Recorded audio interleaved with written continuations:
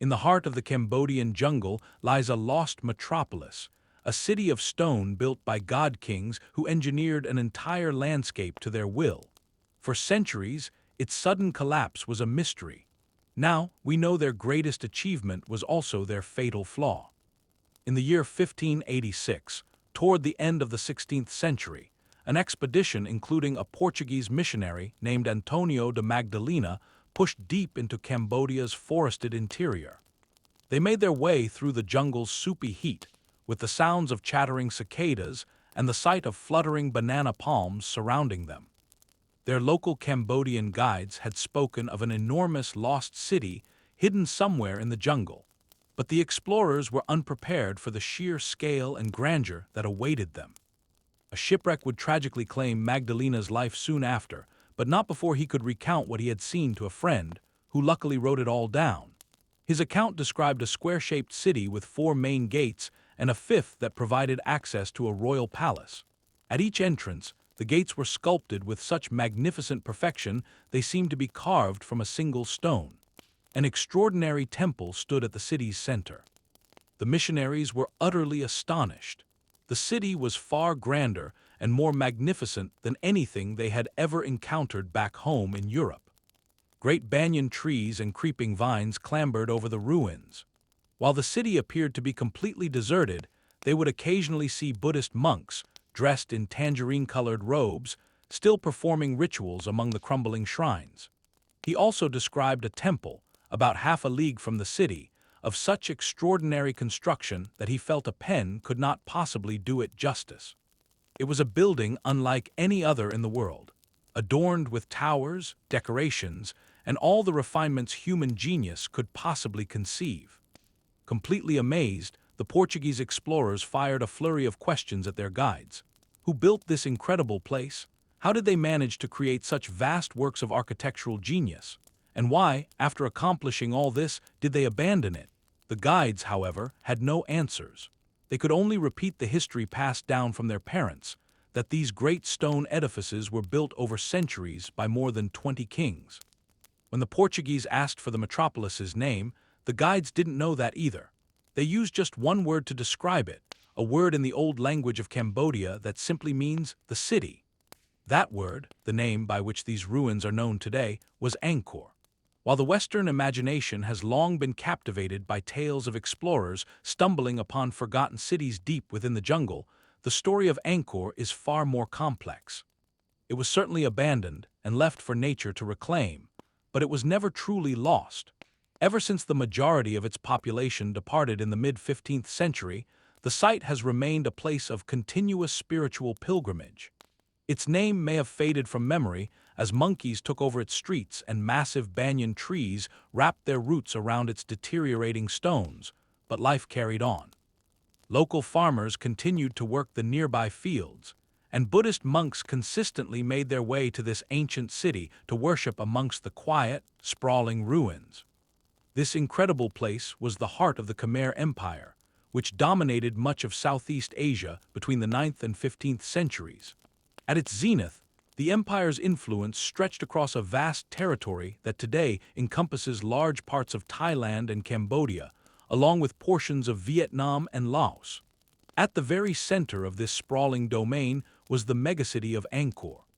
The scale of Angkor is simply staggering. Covering an area of over 1,000 square kilometers, it was larger than modern-day New York City. During its peak between the 11th and 13th centuries, scholars estimate its wider agricultural network supported a population of at least 1 million people. To put that in perspective, this was 0.1% of the entire global population at the time. This means that, for several hundred years, 1 out of every 1,000 human beings on the planet lived in Angkor, raising the profound question of how such a golden metropolis could become a crumbling ruin. When the first European travelers laid eyes on Angkor's remains, a steady stream of visitors followed, each baffled by its origins and proposing their own wild theories. An early European source reveals the confusion. We suppose that the founders of the Kingdom of Siam came from the great city which is situated in the middle of a desert in the Kingdom of Cambodia. The account notes the ruins of an ancient city, with some speculating it was built by Alexander the Great or the Romans. It expresses amazement that it was inhabited only by ferocious animals, and that local people claimed it had been built by foreigners. Another account, written in Madrid in 1647, even argued this absurd theory, of course, completely ignored the true architects of these magnificent temples and palaces. Credit was almost never given to the actual builders, the people of Cambodia, who have always called themselves the Khmer. As one of Southeast Asia's most ancient ethnic groups, the Khmer migrated to the region from the vicinity of southern China more than 4,000 years ago. Their legacy includes being among the world's pioneers in using bronze, inventing the concept of zero, and creating the oldest alphabet that remains in use across Southeast Asia today. Despite being a proud people, their early history was frequently marked by foreign domination. The Great Khmer Empire had previously controlled Cambodia, but following its 8th century collapse, the territory fractured into a collection of petty Khmer kingdoms, each governed by a local lord. However, the stage was set for one man to unite these fragmented states into a single, mighty empire, restoring regional dominance and establishing a new world power. The conventional date for the start of this empire is 802 AD, and its creation is credited to a man who adopted the name Jayavarman II.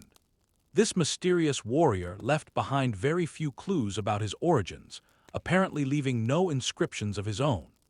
He was likely of aristocratic descent and launched his career from the southeast of modern Cambodia. Yet, the name he selected for himself was incredibly revealing. The last king of the old Khmer Empire was also named Jayavarman. By branding himself Jayavarman II, this Khmer revolutionary was sending an unmistakable message. He was the second coming of the ancient kings, destined to lead Cambodia back to its former glory. During this period, the divided Khmer kingdoms were all nominally subject to a foreign power referred to in inscriptions as Java. While some historians suggest this was the island of Java, now part of Indonesia, a more likely theory points to the Cam people of neighboring southern Vietnam, whom the Khmer called the Svi. This latter scenario is strengthened by the fact that the intense rivalry between the Khmer and the Cam would persist for centuries.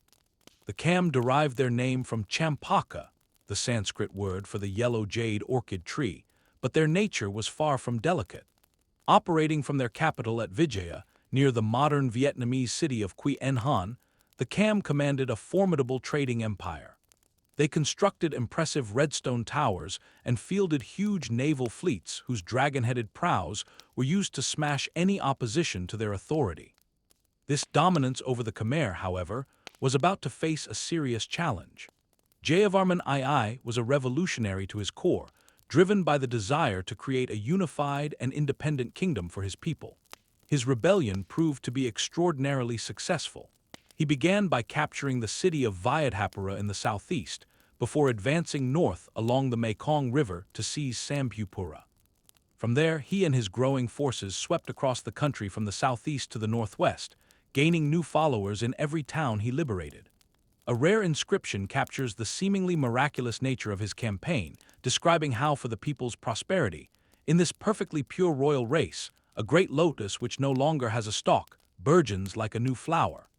But with each victory, Jayavarman's power grew, and so too did the opposition. He soon discovered that in the west of the country, many established Khmer leaders were still loyal to the king of Champa, and they put up a fierce fight. This resistance ultimately forced a bloodied and humiliated Jayavarman into a strategic withdrawal. Along with his followers, he sought sanctuary in the rugged mountain range in Cambodia known as the Kulin Hills. Don't let the elegant name fool you. This was an unforgiving landscape. The area was a collection of rocky hills choked by dense jungle, with tangled vines and roots sprawling across every stone. In that moment, it surely felt like a total defeat. Yet, while regrouping his remaining army, Jayavarman had a crucial realization. Unifying the Khmer people would require something far greater than brute force alone. He concluded that Cambodia's future didn't lie with another warlord, but with a true king. His audacious plan was to crown himself as the very first monarch of all the Khmer, a feat that would demand a theatrical and deeply spiritual ceremony. Much of what we know about this pivotal moment comes from one incredibly important inscription. It was carved in the year 1052, a full 200 years after his death, and is located at the Estok Kak Tom Temple, which stands today in modern Thailand. The text details how His Majesty Jayavarman arrived from Java to rule from the city of Indrapura. It explains that he invited a Brahmin, an expert in magical arts, to perform a sacred rite designed to sever Cambodia's ties to Javanese dominance. The name for this powerful Hindu ritual was the Divaraja, or the God King ceremony. The specific steps of the ritual are lost to history. However, based on comparable ceremonies from India, we can piece together a likely picture. It probably included an animal sacrifice, the burning of holy kusa grass and fragrant incense, and the recitation of powerful chants in the classical language of Sanskrit. Regardless of the precise details, the outcome was undeniable. When the ceremony concluded, Jayavarman had elevated his status from a mere king of the Khmer to that of a living god on earth. This brilliant display of symbolic power was incredibly effective. News spread throughout the other Khmer kingdoms that a god king now reigned, and their motivation to resist simply evaporated. Jayavarman proved to be a masterful strategist. Using a clever mix of armed conflict, political alliances, strategic marriages, and grants of land, he systematically brought every last Khmer kingdom into his fold. He accomplished what many thought was impossible: the unification of a Cambodian empire that reached all the way to China's northern border and abutted the old enemy, the Kingdom of Champa, in the east. To the south lay the ocean, while an ancient inscription identifies the western border as the land of cardamoms and mangoes, a territory believed to be either Myanmar or eastern India. With his conquests finally complete, Jayavarman established his capital at a site he named Hariharalaya, a city meticulously planned to be worthy of a divine ruler. His palace was erected on an elevated piece of land, while a massive reservoir was excavated nearby.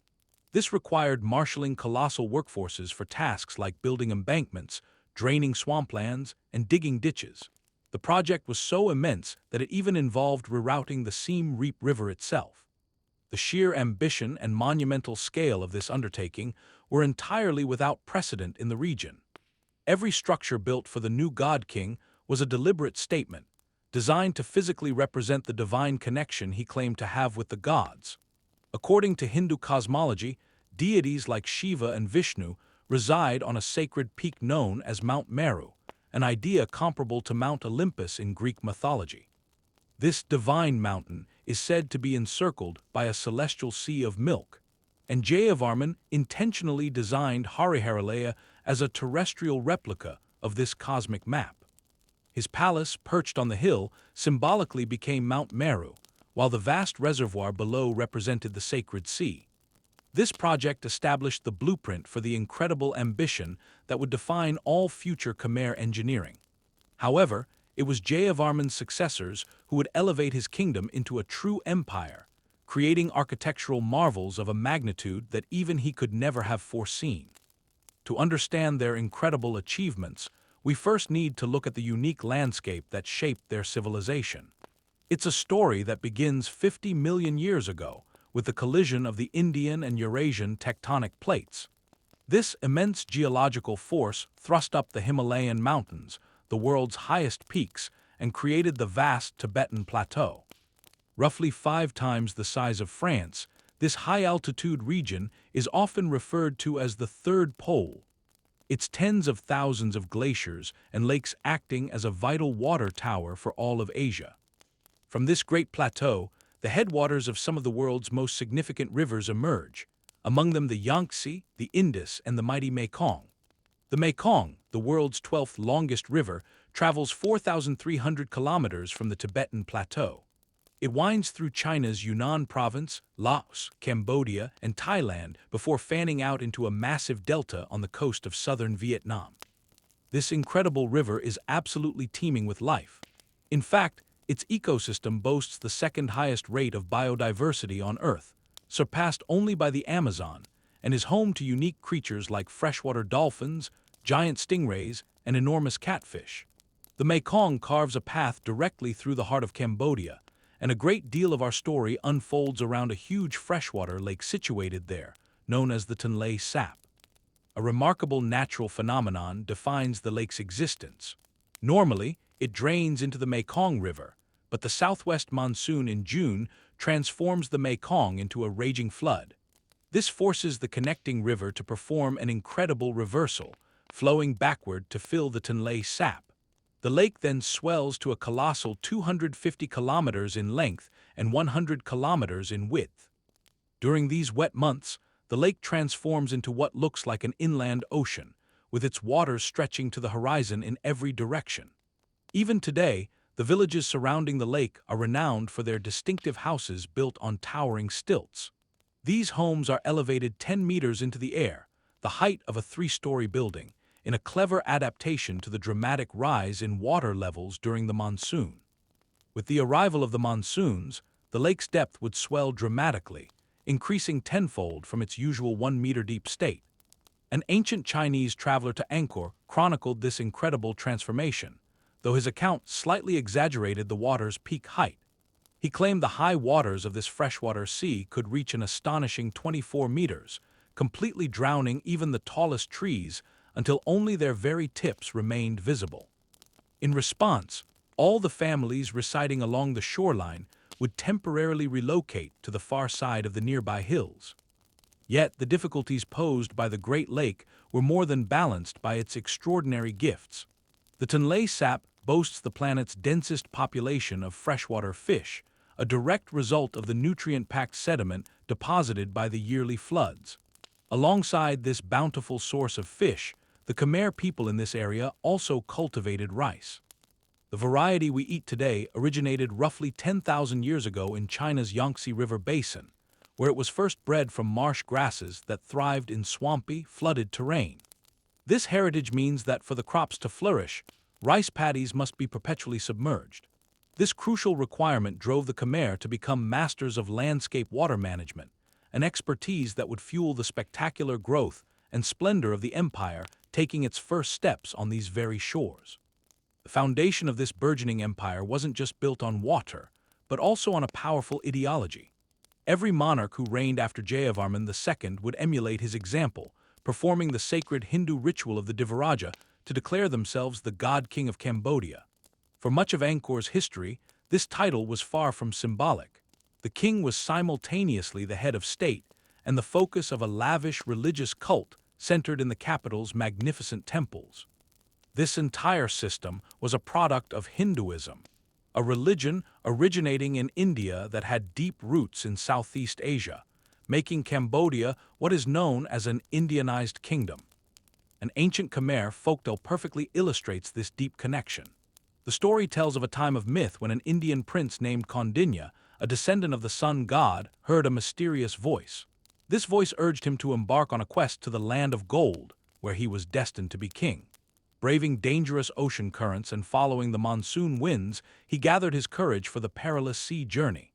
As he approached the foreign coast, a fierce sea creature attacked his ship. It was Nagi Soma, a serpent woman with a whipping tail and sharp fangs, who was also the Serpent King's beautiful daughter. Kondinya battled and defeated her, but chose to spare her life. Deeply impressed by his skill, she offered him her hand in marriage. To celebrate, Kondinya hurled his golden lance toward the coast, resolving to build his royal city right where it landed. He christened this new land Kambuja. Like many such legends, this Khmer story likely contains a kernel of truth. The name Kambuja is, of course, the original name for Cambodia, and the tale artfully expresses how Khmer culture traced its lineage back to India. The cultural impact of India across this region was simply immense. Great Indian superpowers like the Pallava and Chola empires had already risen and fallen, but not before spreading their culture across all of Southeast Asia. Much like how people worldwide today enjoy American sodas and fast food, the nations of ancient Asia were gradually adopting the customs, religion, and culture of India. These kingdoms of Southeast Asia embraced India's hierarchical caste-based social structure, its Hindu myths and philosophies, and critically, the Sanskrit language. Sanskrit, which originated in North India, was once a living language. Today, it plays a role much like Latin in the European tradition, no longer used in daily conversation, but preserved as a language of religion and scholarship. In the West, most people now encounter it during yoga classes. You might assume this ancient Indian language is as alien as can be, but that isn't entirely correct. Sanskrit actually belongs to the Indo-European family of languages, the very same family that includes English. This shared ancestry means you might even recognize some Sanskrit words. For instance, the Sanskrit word for tooth is danta. This word shares a common ancestor with our English word dentist, a term that has traveled through French, medieval and ancient Latin, ancient Greek, and finally back to a theoretical language we call Proto-Indo-European, which branched off around 5,000 years ago. In the Khmer court, classical Sanskrit was embraced as the language of the powerful, serving a similar function across Southeast Asia as Greek and Latin once did for the European aristocracy. It's crucial to understand, however, that this fascination with Sanskrit and Hinduism was largely confined to the wealthy elite. The vast majority of the Cambodian population did not follow Hinduism, instead practicing either Buddhism or their own indigenous folk beliefs, which involved appealing to the spirits inhabiting the natural world of forests and mountains. A significant societal fault line emerged from this religious divide between the Hindu aristocracy and the common folk. This underlying tension will reappear throughout our story, sparking conflicts and upheavals that would, at times, push the entire empire to the brink of collapse. The Khmer monarch responsible for constructing Angkor's first grand city was a ruler named Yasavarman, the son of King Indravarman. You might be sensing a pattern in these royal names, and you'd be right. For the next 5 centuries, nearly every Khmer king would adopt this tradition, taking a name that concluded with Varman, a Sanskrit term for shield or protector. The name Jayavarman, for instance, translates roughly to victory shield. Upon his death, King Indravarman was survived by 2 sons. The first was Yasavarman, whose name means glory shield, and who was known to be a conceited and hot-headed prince. As the eldest, he undoubtedly anticipated inheriting the throne. Yet for reasons lost to history, Yasavarman was not the favored child. The old king instead chose his younger son to be the next ruler. Feeling slighted and publicly shamed, Yasavarman was consumed by rage. He wasted no time in mustering his forces, plunging the entire kingdom into a bitter and destructive civil war. The conflict was ferocious, involving brutal clashes between armies on land and naval battles between fleets of warships on the Tonle Sap, the Great Lake that served as the very lifeblood of the Khmer civilization. Contemporary inscriptions portray Yasavarman as a fearsome and capable military leader, a claim that might hold some truth. It's important to remember, however, that Khmer kings had a strong tendency for self-aggrandizement in their official carvings, and the inscriptions commissioned by Yasavarman are among the most flagrantly boastful. One such text describes him as a lion of a man who tore the enemy with the claws of his grandeur, whose teeth were his policies, and whose eyes were the holy scriptures. Clearly, we cannot accept such descriptions at face value. What these inscriptions do offer, however, is a fascinating glimpse into the idealized image these kings wanted to project.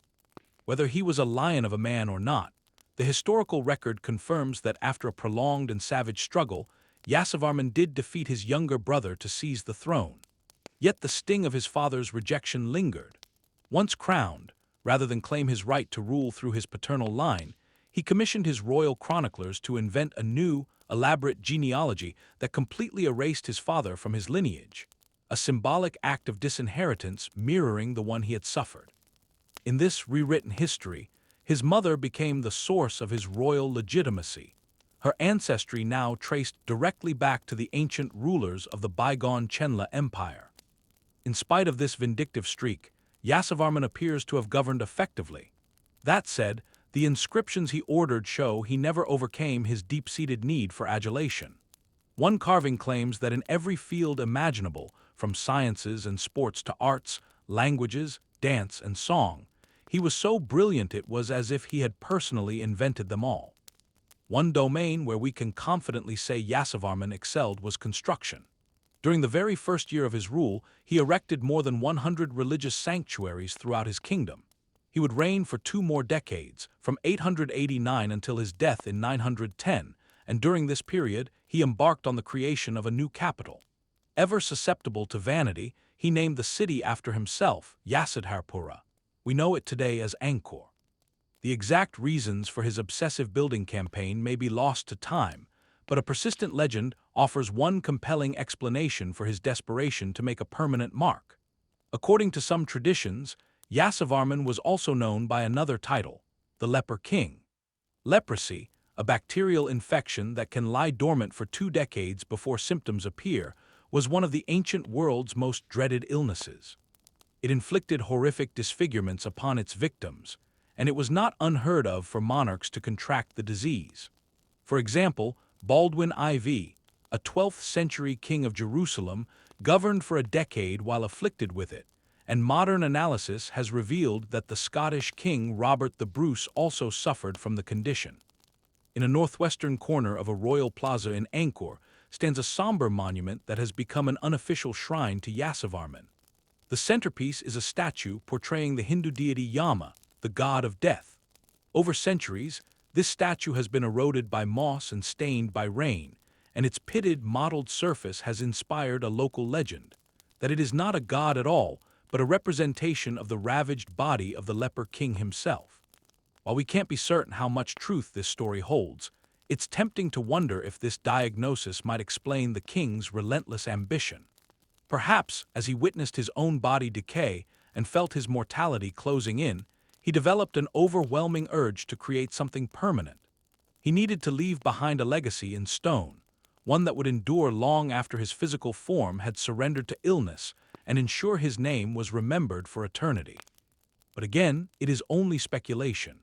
On the foundations established by Yasavarman, the Khmer Empire expanded and thrived, eventually becoming the dominant power in all of Southeast Asia. Several key elements fueled this incredible rise. The first was the sovereign's status as a living god-king, a concept that solidified his absolute authority and transformed service to the crown into an act of religious piety for the empire's peasant farmers. The second factor was a highly effective, decentralized system of taxation, which also depended on the intimate relationship between the god-king and the religious institutions. Every village across the Khmer domain possessed its own temple, and these structures served a dual purpose as not just places of worship, but also as local administrative centers. At the heart of each of these temple-based administrative hubs was a powerful local family, tasked with the crucial role of collecting taxes from the surrounding population.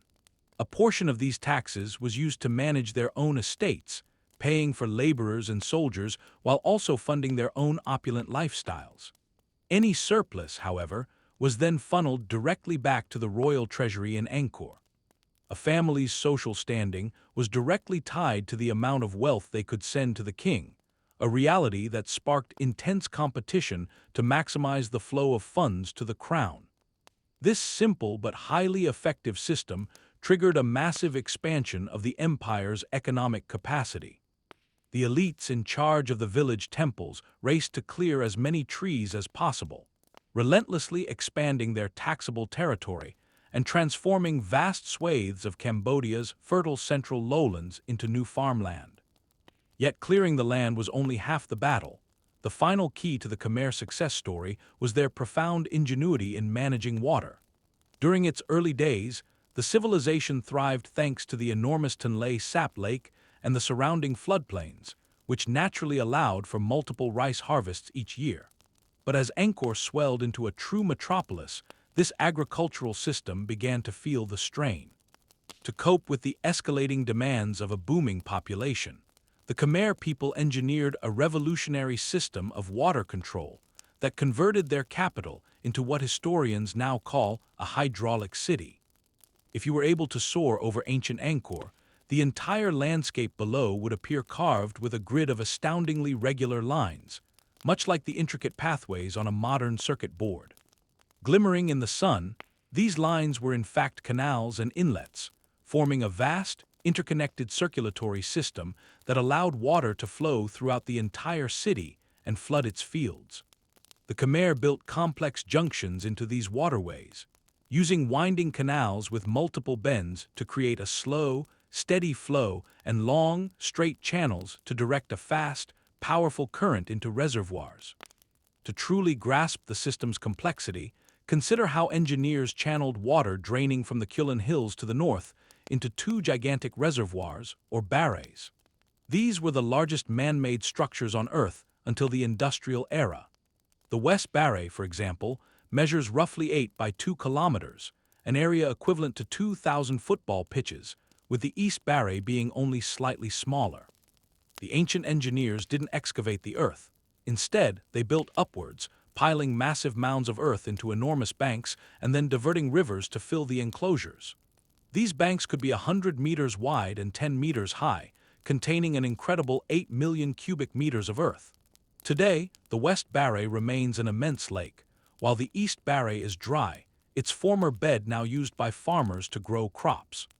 Yet its outlines are still sharply visible in the landscape. And together, these two barrays make Angkor one of the few ancient human constructions that can be easily identified from outer space. These vast reservoirs performed two vital functions. During the monsoon season, they served as overflow tanks, preventing the rice paddies from being destroyed by uncontrolled flooding. But just as importantly, they allowed the Khmer to store massive quantities of water to last through the entire dry season. When the rains ceased, the Khmer could drain water from the reservoirs as needed, guiding it through their sophisticated network of channels into the fields. They likely used a system of wooden lock gates to achieve even greater control over the water's direction. While much of this water machinery is so immense and intricate that many of its components remain a mystery, its effect was undeniable. Rice could be harvested all year round. One Chinese visitor to the Khmer Empire in the 14th century vividly described the system's effectiveness, writing, "For 6 months the land has no rain at all in general. Crops can be harvested 3 or 4 times a year." This phenomenal agricultural potential allowed the city of Angkor to swell to an unprecedented scale. While London in the 12th century had a population of less than 20,000, central Angkor may have been home to 250,000 people, making it more than 10 times larger. Much like a modern metropolis, the city was organized into a grid of regular blocks. A traveler arriving during the rainy season could have taken shelter under the roof of a roadside rest stop, warming their hands by a fire. They would have been surrounded by the sounds of monks chanting in nearby temples, the ringing of bells, and the smells of incense and animals. They might have walked over a bridge wide enough and strong enough to support the king's elephants, watching the green water of the reservoirs rushing below. But unlike our modern cities, which banish farmland to the countryside, every available plot of land in Angkor was dedicated to agriculture, which shared space with temples and palaces. The entire city would have felt like one enormous village, or perhaps thousands of smaller villages, all bleeding into one another. Ultimately, these were the interconnected strengths, the 3 great pillars, that allowed the Khmer Empire to achieve such enormous size and power. They possessed a potent central authority embodied by a king who was worshipped as a god. They had a dynamic tax system that incentivized fierce competition and growth. And finally, they were masters of water management, capable of extracting the maximum amount of food from the landscape.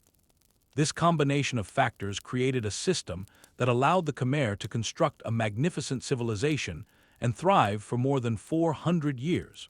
But this golden age was not destined to last, as each of the empire's greatest strengths concealed a corresponding weakness. Every one of these 3 foundational pillars harbored a fatal crack. First, the king's authority, while immense, was entirely dependent on his status as a divine ruler.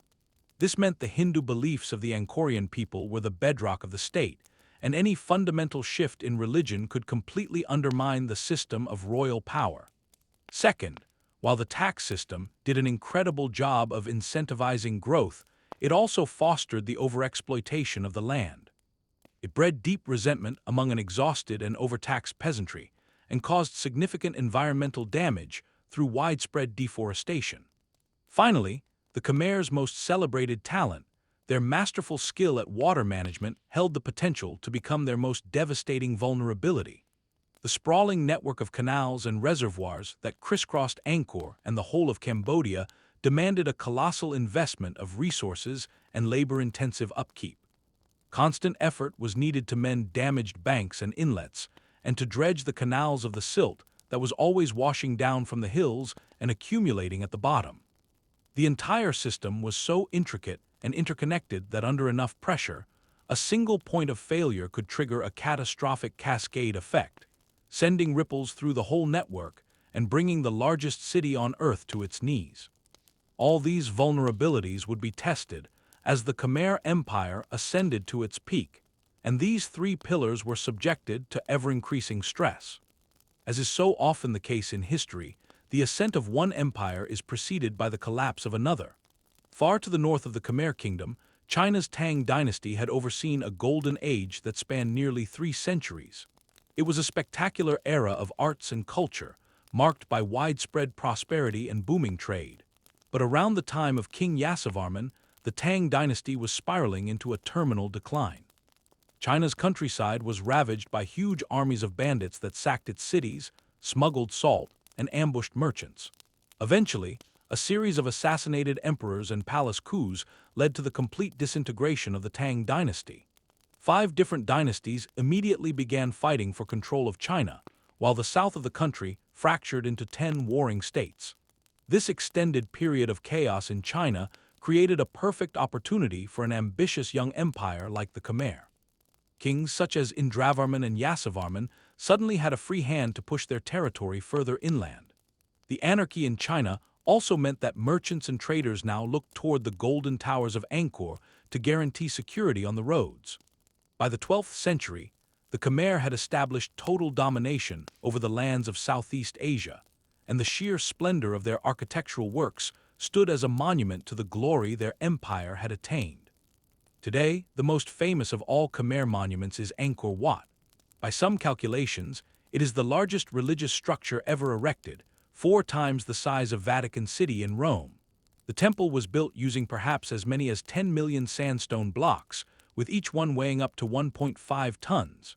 This stone was extracted from the sacred Kulin Hills, 40 kilometers to the north, where teams of workers using iron tools cut the massive blocks out of the bedrock. The blocks were then floated down to the lowlands on barges that navigated the wide canals. The quantity of building material used in the construction of Angkor Wat exceeds that of the Great Pyramid of Khufu at Giza. Furthermore, if you consider the entire city of Angkor, more stone was used in its creation than in all of the pyramids of Egypt combined. Angkor's blocks of sandstone are held together without any mortar, having been shaped so perfectly that the gaps between them are often completely invisible.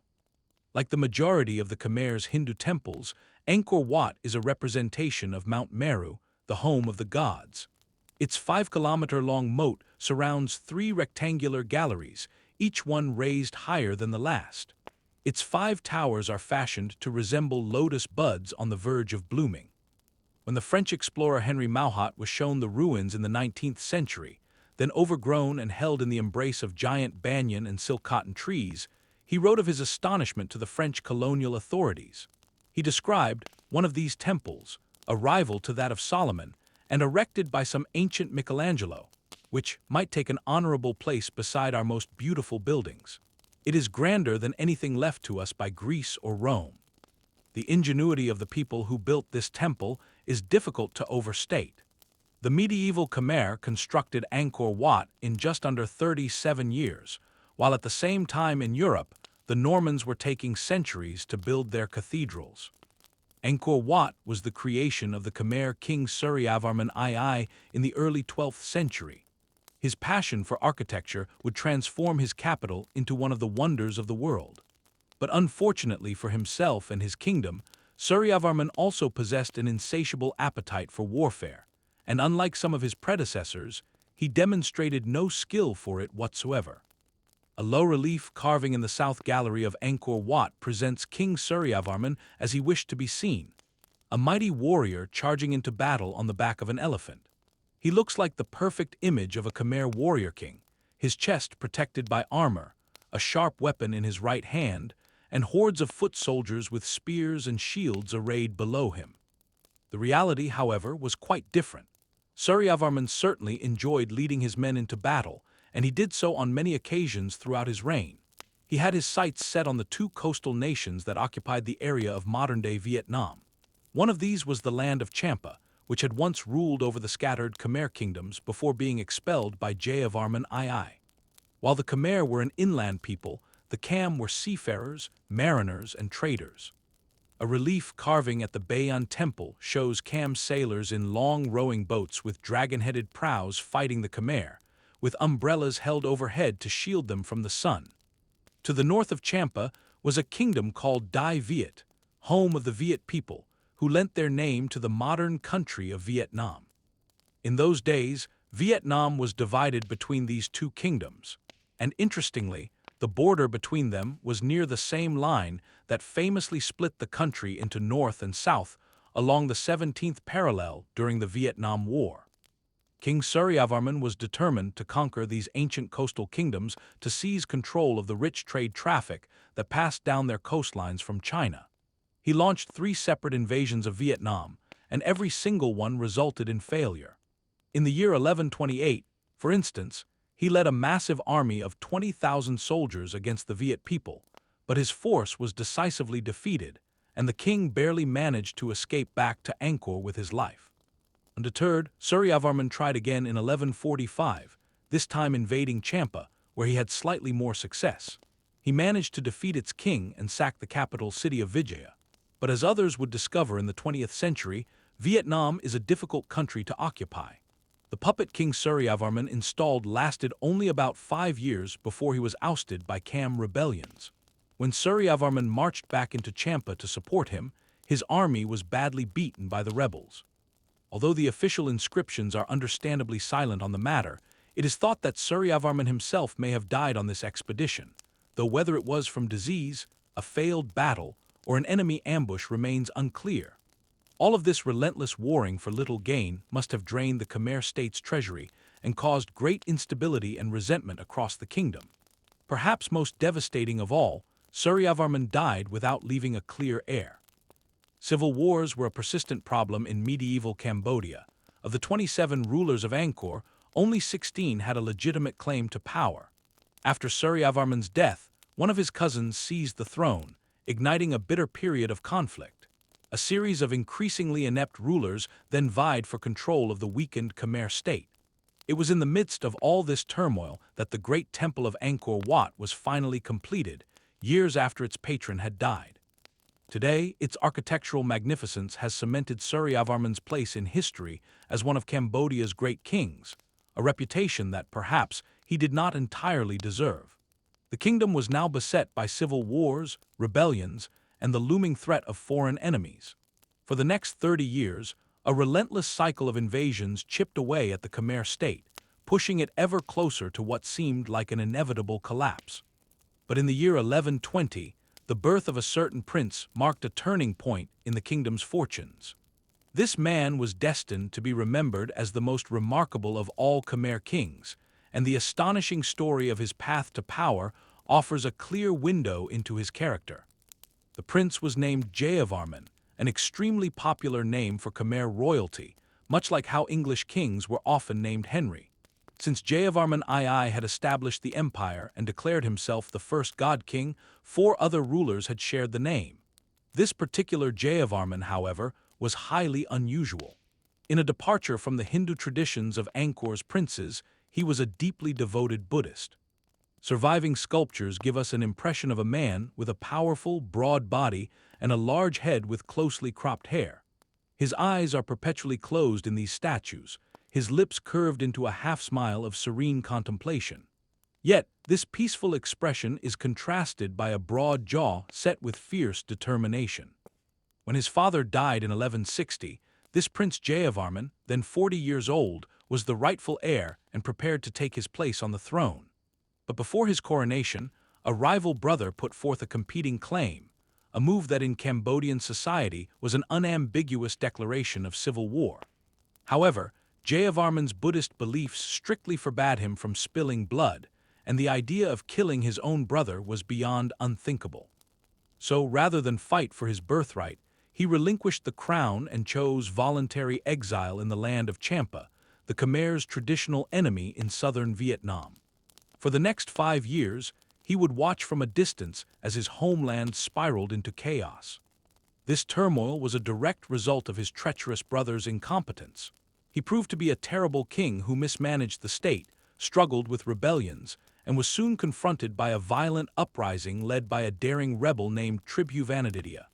In an incredible act of forgiveness, upon hearing that his brother was in danger, Jayavarman rushed from exile to stand by his side. But he arrived too late. Back in the capital of Angkor, he discovered his brother was dead, and the rebel chief Tribhuvanaditya was now seated on the throne. Once again, Jayavarman's faith prevented him from fighting for power. He retreated back to his exile in Champa to mourn the very brother who had betrayed him. The rebel chief would have no more success than the man he overthrew. Tribhuvanaditya ruled for a decade, but his difficult and belligerent nature meant he also faced constant rebellions. Soon, his insulting behavior provoked the kingdom of Champa into launching a full-scale invasion. From his exile, Jayavarman must have witnessed the Khmer armies preparing for war. The divisions of spearmen with their gleaming shields, the trumpeting of war elephants, and the longships filled with oarsmen departing from the port of Vijaya. By this point, decades of internal conflict had left the Khmer Empire severely weakened. The Khmer armies stormed through Khmer territory, easily crushing its army in battle. Despite this, the rebel king Tribhuvanaditya felt safe within the great capital of Angkor, protected behind its towering ring of walls. But he had underestimated the true strength of the Khmer people. Their background as maritime traders made them expert sailors. They assembled a massive fleet, navigated it up the Mekong River, crossed the Great Lake of Tonle Sap, and sailed directly into the heart of the Khmer capital. It was an audacious surprise assault. When the rebel king saw hundreds of ships with dragon-headed prows and bright umbrellas swarming on the lake, he must have realized his reign was over. The Khmer army burned the city of Angkor to the ground. They tore down its temples, destroyed its palaces, and set the people's wooden houses ablaze, leaving behind a smoking, desolate ruin. After executing the rebel chief, a state of anarchy descended upon the lands of the Khmer. Still in exile in Champa, and now an old man of more than 50, Prince Jayavarman heard the devastating news. With what must have been an incredibly heavy heart, he knew his time had come to return and save his people. As he crossed the border, he surely rode through a ravaged landscape filled with torched villages and starving citizens. But his moment of destiny had finally arrived.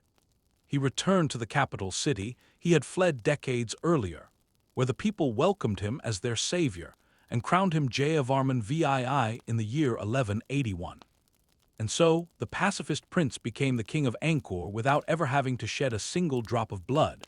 But as he sat on the throne, the lingering smell of smoke filled the air.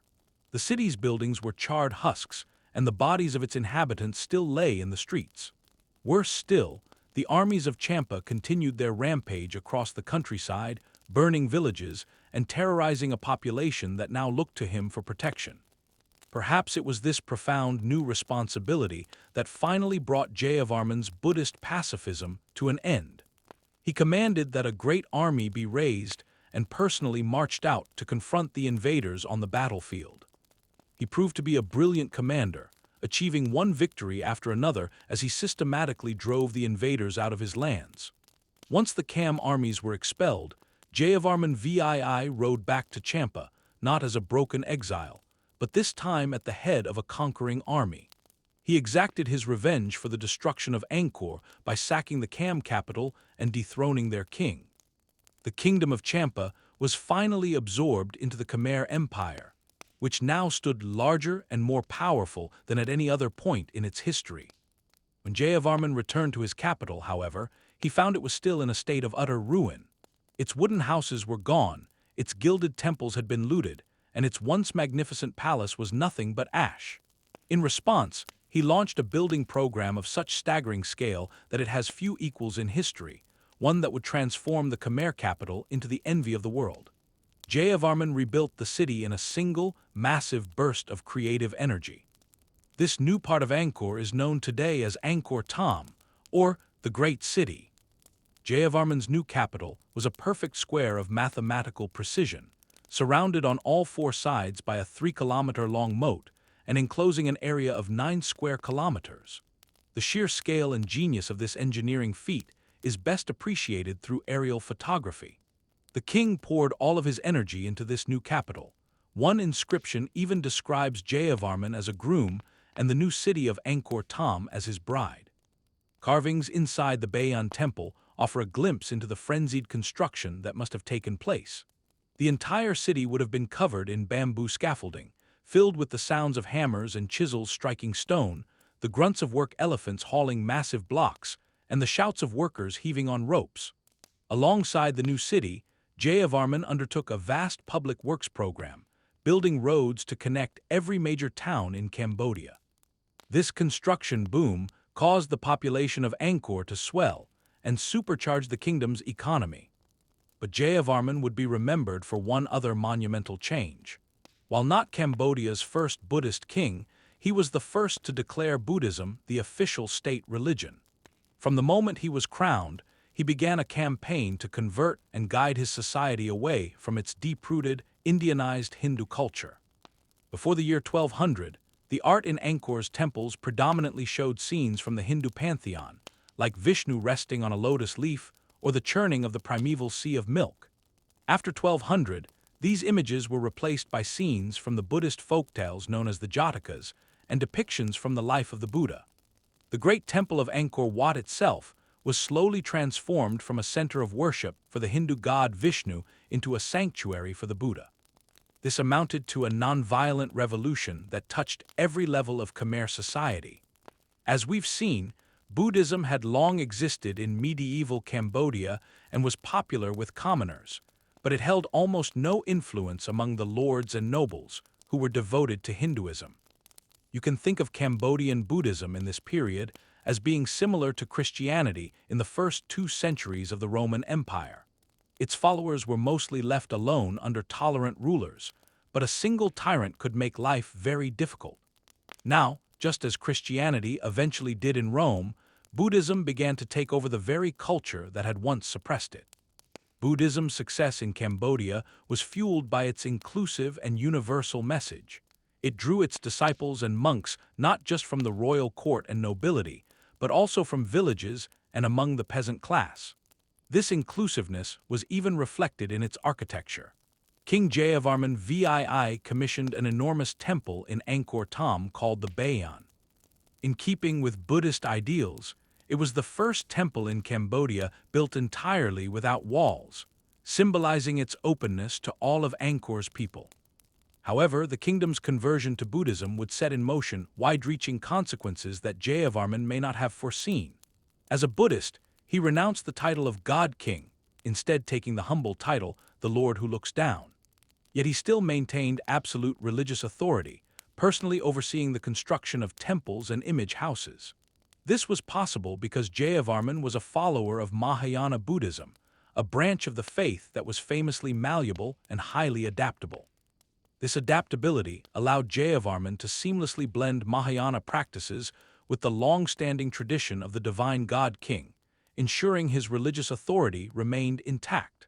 However, the century after his reign was marked by religious instability. The official faith of the Khmer Empire began to flip-flop between Buddhism and the Hindu God-King model, with each new ruler imposing their own beliefs on the state. This constant shifting appears to have seriously undermined the people's faith in the entire system. For the average Khmer citizen, the question became unavoidable. Was their king truly a god, or was he not? A new, more rigid form of Buddhism known as Theravada rushed in to fill this spiritual void. This branch adhered far more strictly to the original teachings of the faith as it was first practiced in India. The principles of Theravada were austere and simple. Its monks embraced a life of poverty, were prohibited from handling money, and subsisted entirely on food donated by villagers as they journeyed on pilgrimages. This new movement stood in stark contrast to the deeply unequal Khmer society that had existed for centuries. Peasants were crushed by temple taxes, endured grueling fieldwork, and were often forced into enormous labor gangs for constructing new temples, reservoirs, or royal tombs.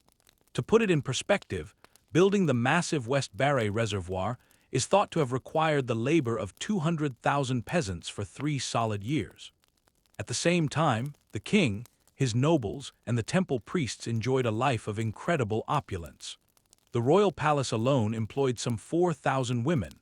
Inscriptions from just one average-sized temple reveal a staff of nearly 13,000 people, including 1,000 administrators, 600 dancers, and 95 professors, with all of this luxury funded by the common people.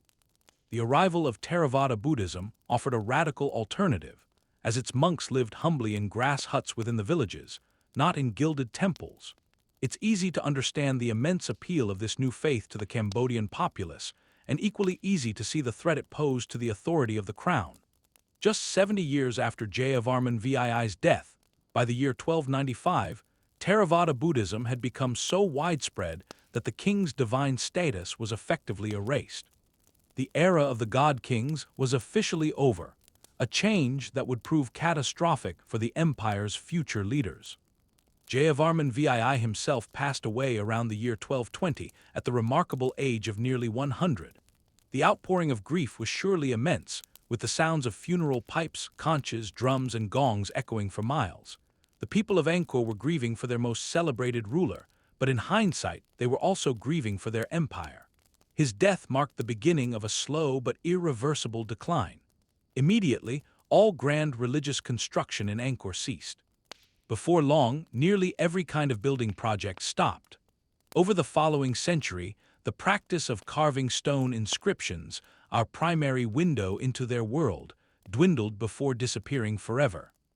This presents a huge problem for historians, as those stone records were essentially the only durable source of information. While the Khmer did write books using their ancient alphabet, they used delicate, perishable strips of dried palm leaf.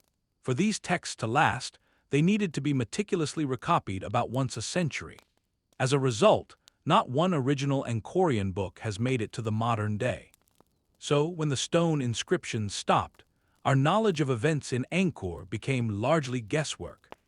We know of a final recorded king, Jayavarman IX, who ruled for almost a decade between 1327 and 1336. According to legend, his reign ended when he was killed by his own head gardener, who then married the king's daughter and seized the throne. Following this tale, the historical record goes silent for 2 centuries, a period now known as the Cambodian Dark Ages. Not a single king's name from this era is known. The next time Angkor emerges in historical accounts, it is through the reports of Portuguese explorers stumbling upon its ruins deep in the jungle. Before Portuguese adventurers would rediscover its vine-choked towers, another outsider provided an incredibly detailed snapshot of Angkor during its final years of glory. With local stone inscriptions having mysteriously ceased, our understanding of what happened next relies heavily on the account of a foreign diplomat. In 1296, an official mission was dispatched from China by the Mongol Emperor Timur Khan to the neighboring Khmer Empire. A member of that delegation, a man named Zhou Dagwen, would live in Angkor for a full year. The extensive report he wrote for the emperor upon his return has miraculously survived, offering us the single most vital eyewitness testimony of life in the magnificent Khmer capital as it teetered on the brink of decline. Zhou was deeply impressed by the city's architecture. He observed that every official building, the homes of the elite, and even the royal palace itself were all constructed to face east. The palace, he noted, was an immense compound measuring 1.5 miles in circumference, situated north of a golden tower and a bridge of gold. While the dwellings of the aristocracy were capped with vibrant yellow pottery tiles, immense columns and lintels everywhere were decorated with carved or painted figures of the Buddha. The roofs, he wrote, were particularly impressive, with open corridors and long colonnades stretching away in harmonious patterns. Zhou Dagwen also documented the large number of terracotta-robed Buddhist monks walking the city streets. After nearly a century of increasing popularity, the Khmer king Jayavarman III had recently established the austere Theravada school as the official state religion. But this shift toward a more modest faith did little to diminish the breathtaking splendor of the Khmer monarchy. When the king appeared in public, he was preceded by troops, followed by flags, banners, and musicians. A procession of 300 to 500 palace women in floral cloth carried candles and held flowers in their hair, displaying royal treasures of gold and silver. Carts adorned in gold were pulled by goats and horses. Behind all of this, the sovereign himself rode an elephant, holding his sacred sword. Zhou's notes make it clear that despite this new, more austere form of Buddhism, the deep inequalities of Khmer society remained. Only the ruler was permitted to wear fabric with an all-over floral pattern. Around his neck, he wore nearly 3 pounds of large pearls, while his wrists, ankles, and fingers were heavy with gold bracelets and rings set with cat's eye gems. The common people, in stark contrast, dressed very simply. From the king down to the lowest peasant, both men and women wore their hair in a topknot and went bare-chested, wrapped only in a simple cloth. Yet beneath this lingering royal extravagance, signs of severe stress were beginning to crack the surface of Angkor's society. The Khmer Golden Age was now a memory. Jayavarman II had been dead for nearly a century, and the empire had clearly entered a period of decline. A significant part of this downturn was the emergence of powerful new enemies. Both the Vietnamese and the Thai peoples were growing in strength and beginning to exert pressure on Khmer lands. Zhou Daguan even noted this in his report, stating, "In the recent war with the Siamese, the country was utterly devastated." These Siamese hailed from the kingdom of Ayutthaya in modern-day Thailand. Once a territory within the Khmer Empire, Ayutthaya had broken away and was now a rising regional power. It was a formidable trading kingdom with a vast port capital that, according to early French explorers, rivaled Paris in its size and wealth. By the mid-14th century, the Thai were conquering smaller northern kingdoms and felt confident enough to challenge the great Khmer Empire directly.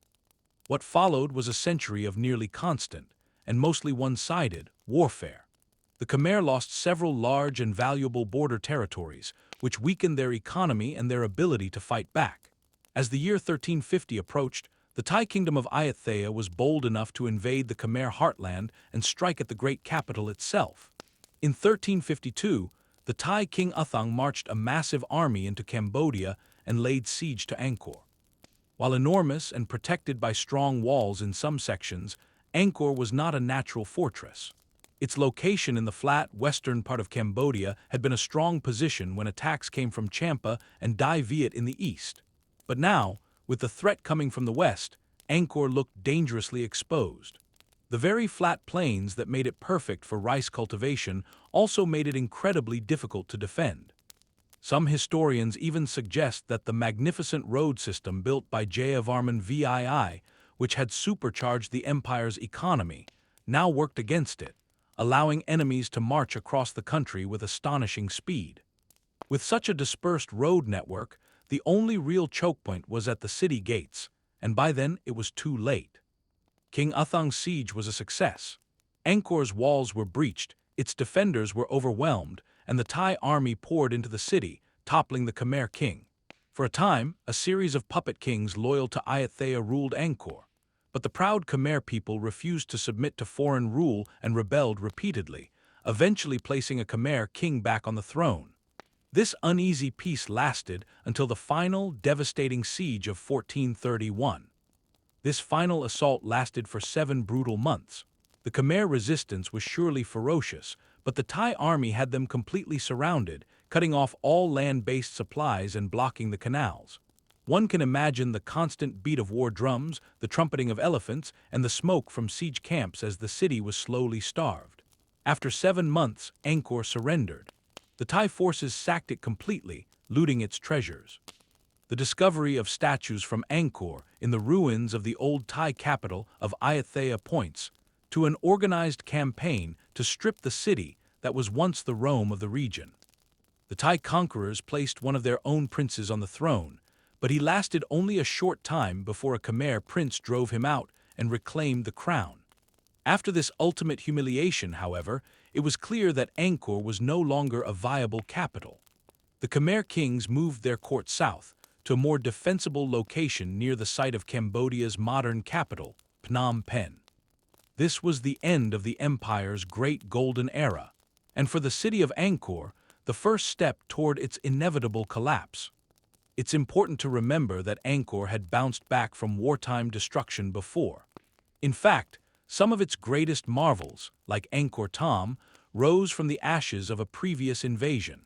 And the mere relocation of the capital doesn't fully explain the complete abandonment of such a massive urban center. So what really happened? Theories from a great earthquake to an outbreak of bubonic plague have been proposed to account for the disappearance of such a vast population. But with a scarcity of inscriptions from this period, we are left to rely on the archaeological record. And recent findings suggest Angkor's demise wasn't a sudden thunderclap. There's little evidence of a mass die-off. Instead, scientific data shows a gradual decline in land use within the city's core for over 100 years before its supposed final fall.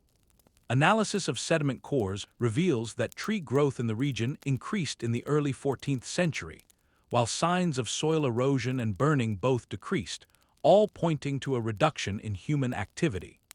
By the end of that century, Angkor's vast moat was covered in swamp vegetation, a clear sign it was no longer being maintained. As with so many other collapsed civilizations, it seems climate played a major role. Recent research suggests the decline was triggered, at least in part, by the global transition from the medieval warm period to the Little Ice Age. This same climate shift had devastating consequences for the Vikings in Greenland, but in Cambodia, with its complex monsoon system, the effects were strangely contradictory. Looking at the enormous canals south of Angkor, we find them filled with coarse-grained sand from this period, suggesting torrential rainfall and massive flooding swept silt down from the hills. At the same time, however, the exit channels of the great reservoirs were deliberately blocked, while others were re-engineered to bring more water in. This points to a period of intense drought, where the city's inhabitants were desperately trying to keep the reservoir levels from dropping. So which was it? Drought. But it wasn't just the lack of water that was the problem. It was the sudden, overwhelming abundance of it too. For a long time, this seeming contradiction of both catastrophic droughts and devastating floods left archaeologists stumped. A breakthrough finally arrived with a new analysis of Cambodian tree rings, a natural archive stretching back almost a millennium. The science is simple. Wider rings mean a wet year with lots of rain, while thinner rings indicate a dry one. What this incredible record revealed was that after 1350, the Southeast Asian monsoon went completely haywire. The region was slammed by a 25-year period of intense droughts between 1330 and 1375, and then again between 1400 and 1425. In the years separating these extreme dry spells, the skies opened up in violent deluges. The century spanning from the mid-1300s to the mid-1400s now holds the astonishing record for containing some of the absolute wettest and driest years of the last 1,000 years. For the city of Angkor, this violent climatic oscillation would be a death sentence. While the Khmer engineering could handle a dry year or two, a drought stretching for nearly 3 decades would have been catastrophic for their agricultural society. In response, the people must have concluded that their water network needed a radical update. They frantically excavated emergency canals, digging long, straight channels directly from the hills to the city. The goal was to funnel more water into the reservoirs and fields as quickly as possible. Having adapted their environment for centuries, they might have even celebrated, believing they had once again conquered nature. But when the drought finally broke, the rains returned with an unforeseen and terrifying fury. There would have been almost no time to prepare before a torrent of water surged down from the hills, completely overwhelming the system. The very emergency inlets designed to save the city from thirst now became its undoing. Water poured through these channels in volumes the city was never built to contain, and the great reservoirs began to swell to their breaking point.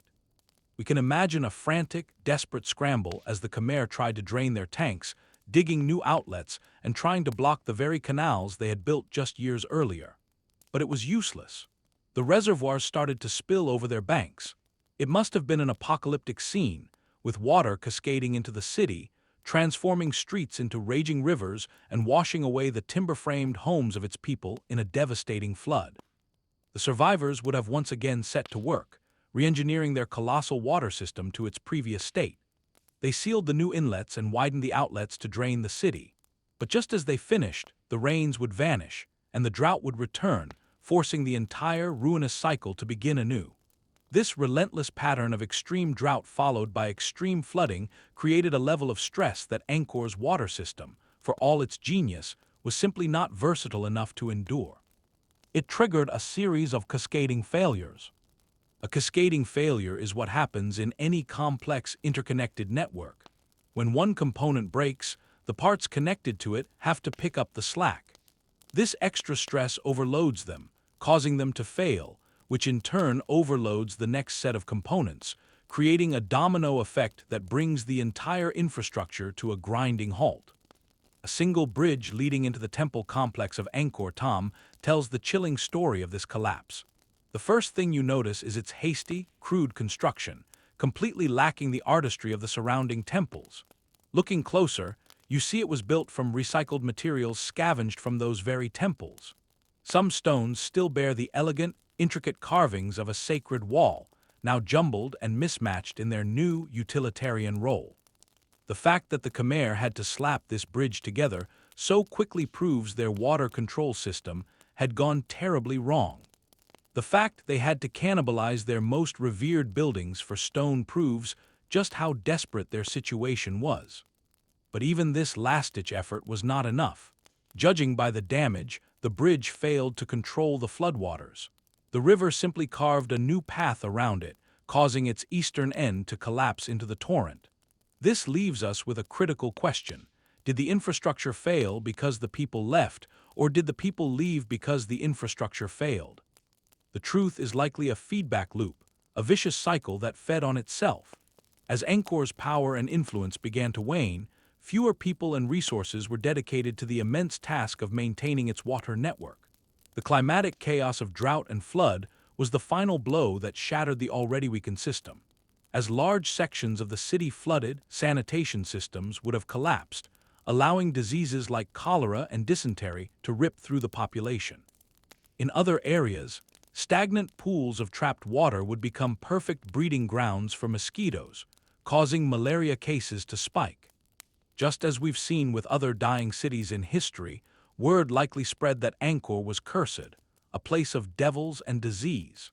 This reputation would only accelerate the decline, ensuring even fewer resources were committed to repairing the water systems of a city everyone was abandoning. The sheer scale of the maintenance required meant that Angkor had a minimum viable population.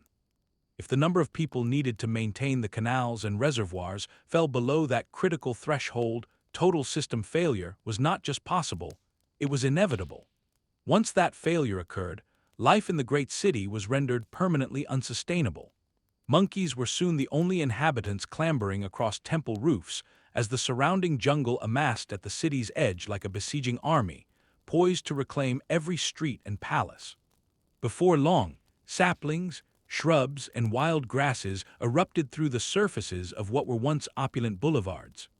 The fact that archaeologists have uncovered so few valuables or artifacts in Angkor strongly suggests that looters systematically stripped the ruins of anything precious.